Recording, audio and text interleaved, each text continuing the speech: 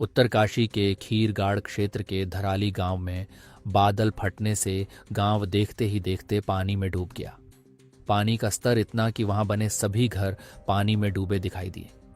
प्रकृति का ऐसा खेल, जहां नजर जाए वहां पानी नजर आया। जहां पहले कभी लोगों के सपनों के आशियाने थे, अब वहां सिर्फ मिट्टी के पानी में डूबे घर और लोगों की उम्मीदें थीं। जहां पहले गलियों में लोगों की चहलकदमी हुआ करती थी, अब वहां पानी से भरे सन्नाटे नजर आते हैं। इस त्रासदी की वीडियो और तस्वीरें जब सोशल मीडिया पर आईं, तो स्थानीय प्रशासन से लेकर राज्य सरकार तुरंत हरकत में दिखाई दी और आईटीबीपी, एनडीआरएफ और स्थानीय पुलिस बल को तुरंत तैनात किए गए। स्थिति की गंभीरता देखते हुए राज्य की आपातकालीन संचालन केंद्र में तुरंत आला अधिकारियों ने बैठक की और स्थिति से निपटने के लिए तैयारियां शुरू की। केंद्र पर एसडीआरएफ, एनडीआरएफ के अधिकारी पहुंचे और त्रासदी से निपटने के लिए खाका तैयार करने में लग गए। वहां उपस्थित अधिकारी कॉल के माध्यम से वहां की असल स्थिति और जनहानि का पता लगाने की कोशिशों में लगे थे, तो कुछ पीड़ित लोगों की कैसे सुरक्षित स्थान तक पहुंचा सके, उसकी रूपरेखा तैयार करने में लगे थे। राज्य के मुख्यमंत्री पुष्कर सिंह धामी ने भी इस स्थिति का जायजा लिया और तुरंत मदद मुहैया कराने का आश्वासन दिया। बादल फटने की अभी सूचना आई है और बहुत तेज गति से मलबा आया है पानी के साथ। हमारा प्रयास है कि इस समय में सभी को जल्दी से जल्दी राहत के काम किए जाएं, बचाव के कार्य किए जाएं। जिला प्रशासन के लोग वहां पहुंच रहे हैं, साथ में हमारी सेना के लोग, एनडीआरएफ, एसडीआरएफ, आपदा प्रबंधन विभाग लगातार कोशिश कर रहा है कि हमारी सर्वोच्च प्राथमिकता है कि सभी को इस समय राहत की जाए, सभी को बचाया जाए। उत्तरकाशी में आई इस त्रासदी ने प्रधानमंत्री का भी ध्यान अपनी तरफ खींचा और सोशल मीडिया प्लेटफॉर्म एक्स पर पोस्ट करते हुए अपनी संवेदना व्यक्त की।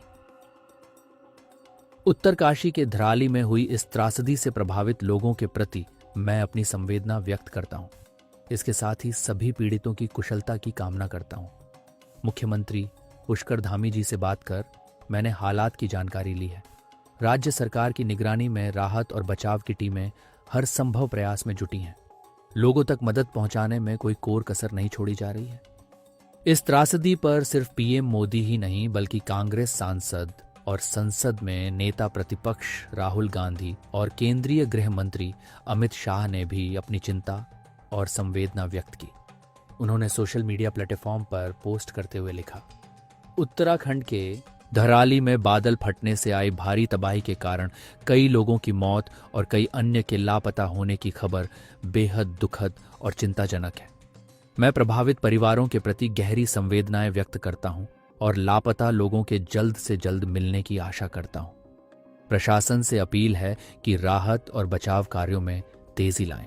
कांग्रेस नेताओं और कार्यकर्ताओं से अनुरोध है कि राहत कार्यों में प्रशासन का सहयोग और जरूरतमंदों की हर संभव मदद करें। उत्तराखंड के धराली, उत्तरकाशी में फ्लैश फ्लड की घटना को लेकर उत्तराखंड के मुख्यमंत्री से बात कर घटना की जानकारी ली। आईटीबीपी की निकटतम 3 टीमों को वहां भेज दिया गया है। साथ ही एनडीआरएफ की 4 टीमें भी घटनास्थल के लिए रवाना कर दी गई हैं, जो शीघ्र पहुंचकर बचाव कार्य में लगेंगी।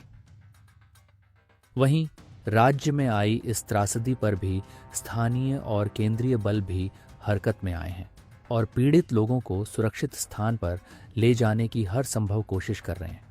एनडीआरएफ के डीआईजी मोहसिन शाहिदी ने इस पर अधिक जानकारी दी और एनडीआरएफ की तैयारियों के बारे में बताया। अभी तक क्या लग रहा है कोई टीम पहुंच पाई है हमारी एनडीआरएफ? देखिए, ये जो घटना हुई है तकरीबन 2 बजे हर्षिल गांव में। इसके बाद तुरंत जब सूचना मिली तो एनडीआरएफ की 3 टीमों को मनेरा, बटकोट और बरकोट और देहरादून से रवाना किया गया है और वो रास्ते में हैं, जल्दी पहुंचने वाली हैं। और कितने मेंबर्स हैं पूरी टीम में जो वहां पे रेस्क्यू ऑपरेशन करेंगे? क्योंकि एचएम ने भी ट्वीट कर दिया है कि एनडीआरएफ को बोला जा चुका है पहुंचने के लिए। जी बिल्कुल, हमारी जो एक टीम है उसमें 35 मेंबर्स होते हैं और पूरी तरह से वो सभी सामान के सामग्री के साथ लैस हैं। और ये जो ऑपरेशन होगा बेसिकली ये जब क्लाउड बर्स्ट हुआ है उसके बाद जो फ्लैश फ्लड हुआ है उसमें मलबे में दबे होने के लोगों की संभावना होगी, तो उस नज़रिए से टीमों की तैनाती की गई है और सारी सामग्री के साथ वे रवाना किए गए हैं। क्या उम्मीद लग रही, कितने लोग हो सकते हैं, क्योंकि बहुत सारे रिहायशी इलाके थे उसमें जो इसमें फ्लैश फ्लड में आफ्टर क्लाउड बर्स्ट के बाद इंसिडेंट हुआ था? देखिए, इसकी सूचना अभी हमें एसडीएमए के हवाले से स्थानीय प्रशासन से अभी मिली नहीं है। पूरी सूचना अभी जानकारी मुहैया नहीं हुई है। जो इनिशियल रिपोर्ट्स है उसके मुताबिक तकरीबन 40 से 50 घर जो है वो बाधित हुए हैं, बह गए हैं उसमें, और 50 से ज़्यादा लोगों ये मिसिंग बताए जा रहे हैं, कुछ डेड बताए जा रहे हैं। तो अभी पूरा जो ये अभी आकलन किया जा रहा है और अभी इंफॉर्मेशन अवेटेड है। वायनाड में भी इस तरह का इंसिडेंट हुआ, क्लाउड बर्स्ट का इंसिडेंट हुआ, तो बहुत बड़ा दुर्घटना था। आपको लग रहा है कि उस तरह का मैच, क्योंकि बहुत देख के जिस तरह से वीडियोज आ रहे हैं काफी दुखदायी है? जी बिल्कुल, अगर आप देखें तो वायनाड है या चमोली का जो इंसिडेंट हुआ था 2021 में, एकदम एक तरह से एक रिप्ले लिख रहा है ये इंसिडेंट। तो ये बड़े स्तर पर ये एक राहत बचाव का कार्य अभी यहाँ पर होना है। इस तरह की जब इंसिडेंट्स होते हैं तो किस तरह का खतरा होता है, क्योंकि आप लोगों के लिए खासतौर पे वहां पे जाके प्रेजेंट सिचुएशन में लोगों को बचाना होता है और खुद की भी सुरक्षा का ध्यान रखना पड़ता है। जी बिल्कुल, क्योंकि मलबा काफी है वहां पर, तो वहां पर एक तो खोजना, लोगों को मलबे के नीचे जो दबे हुए बॉडीज होंगी उनको निकालना एक अपने आप में चैलेंज होता है। और इसके अलावा जो चूंकि बारिश हो रही है, सेकेंडरी एक फ्लैश फ्लड के भी खतरा रहता है, उससे भी जो हमारे रेस्क्यूअर्स हैं उनको सचेत रहना पड़ेगा।